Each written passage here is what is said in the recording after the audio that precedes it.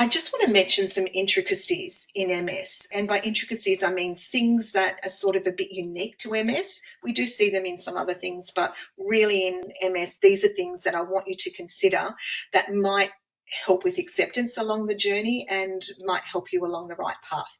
And the first is watch and wait. Remember that I said one of the critical things for an MS diagnosis was the multiple lesions in multiple locations at multiple times. Some people only have one episode, or when we look at their MRI, there's only evidence of one episode, not of multiple episodes. And so we do what we call watch and wait. And that's where we can't diagnose with MS, even though we have a huge suspicion. And we're just going to watch you very carefully and see what develops. And hopefully, if there is another episode, we pick that up super quick and we can get treatment organised as soon as possible. The reason I mention this is because if you are in this group, it's critically important that you do the follow-up. You have the follow-up MRIs, you have the follow-up appointments with your neurologist or MS clinic or GP, and you don't get lost to follow-up, because that can happen. And as I mentioned right at the top of the show, we really want to get people diagnosed and onto treatment as soon as possible. So please, if I can give you some advice, it's that watch and wait is a real thing. It's not a lazy option. It is a real thing. And your part of that is to do all the follow-up appointments, have your tests, and stay in touch. And particularly if there's a new symptom, that you get in touch really quickly so that things can move faster. The second thing is, I know that there's some obstacles to diagnosis. So whilst we've given you the tools of what to look for, there are things that are going to get in the way. And that could be living in a rural town and not having the access to GPs that people in cities have. It could be access to a neurologist. We know in Australia, neurologists certainly don't grow on trees, and they are hard to see. But there are pathways that we can use, and your MS organisations in each state, such as MS Plus, can be an excellent source of information to get access to MS clinics and to specialist neurologists who specialise in MS in particular, and they can give you the addresses and names of people who can help. It's also important to note that if you are in a rural, regional or remote area, that it really might be worth travelling to one of the metropolitan places to go through the process of diagnosis. It doesn't mean that you have to have all of your treatment there. These days in particular, they work very well with local health authorities and local health clinics for treatment options in the future. But certainly in that diagnostic period, that could be a really important thing to think about, that you might have to go further afield. Jodie mentioned at the outset about surplus suffering, and this is the extra burden put on people with diseases, and in this case we're talking about MS, in addition to the physical, emotional and psychological effects of the disease itself. And I saw this hugely in my years working clinically, as Jodie did, and it certainly came through loud and clear in my research.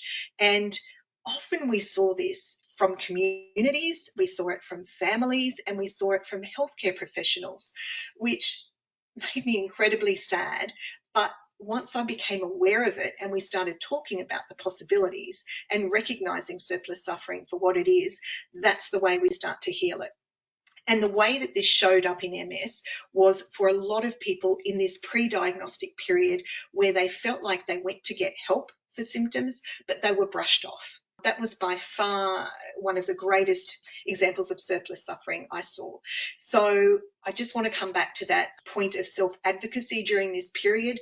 To, if you see one person and you're told, I don't believe you, or no, that's nothing to worry about, but you honestly feel like it is, that you either go back to that person again, because that can be important, just representation can help, or you get a second opinion and you see somebody else.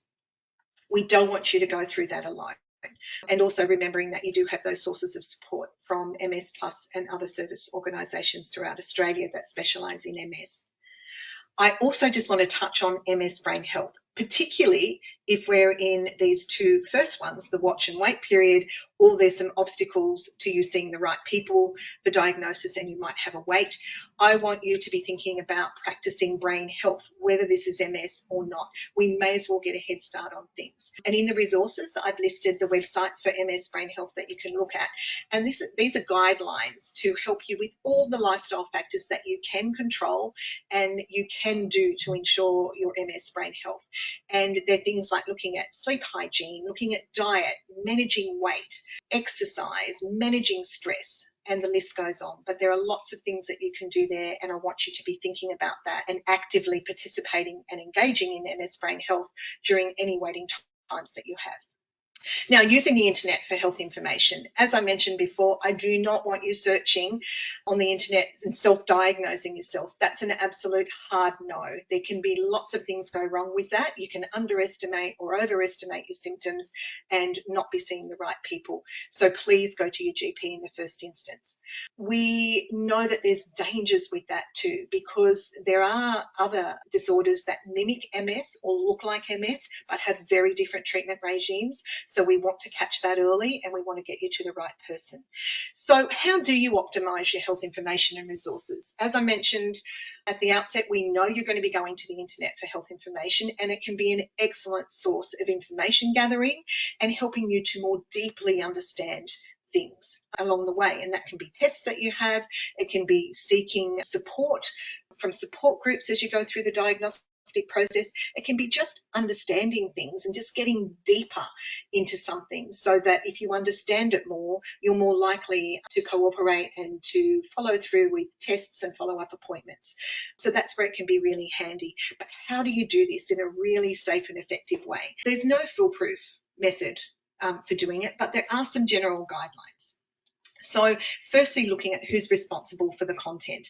And obviously we want to be looking at MS experts in the field, clinicians, scientists and neurologists. We want to be looking at information from organisations that specialise in MS and have the latest up-to-date information, places like MS Australia, MS Plus, MSWA, MSNA, and there's various international sites as well, which we'll have listed in the resources where you can go to for information.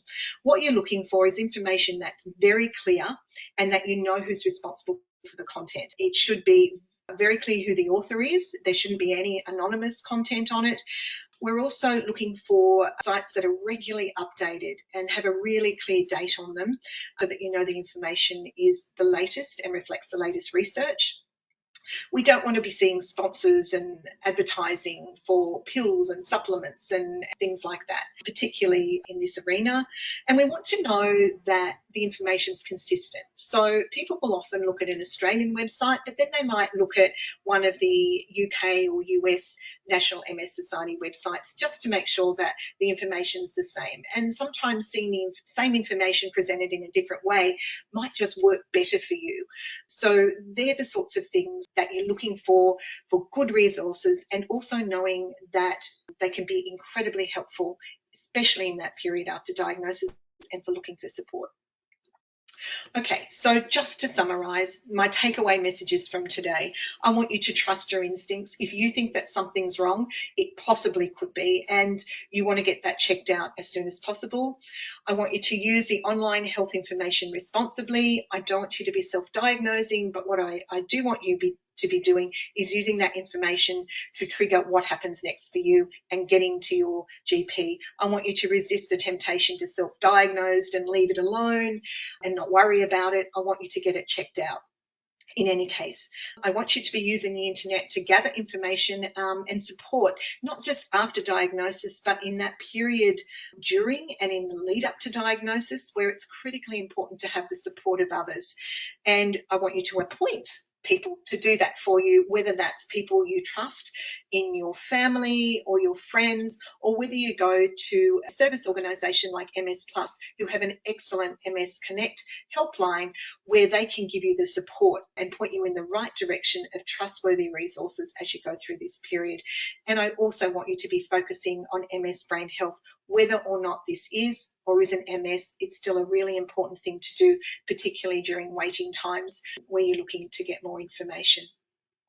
So I know that there's a lot that we've given to you today. We've talked about a lot of things. We've talked about some difficult things and we've talked about some challenging things. But at the end of the day, on World MS Day, our goal is to get diagnosis early, and it's to get diagnosis right so that we can get people onto the most effective medications that we can. And we're so fortunate in Australia that we have access to medications in a way that the rest of the world doesn't have. So we want to be able to use that so we can keep people as well and functioning as possible for their entire lives. So thank you for tuning in, and best of luck on your journey. Thank you. Very strongly, we're here for you before you get the diagnosis as well too. So we have lots of different services that are here available on the screen. You can listen to our podcasts, the MS Boost, the general podcasts, or plenty of webinars on our resource hub. And if you have any questions, please don't hesitate always to call the fantastic key worker team at Plus Connect on 1800 042 138.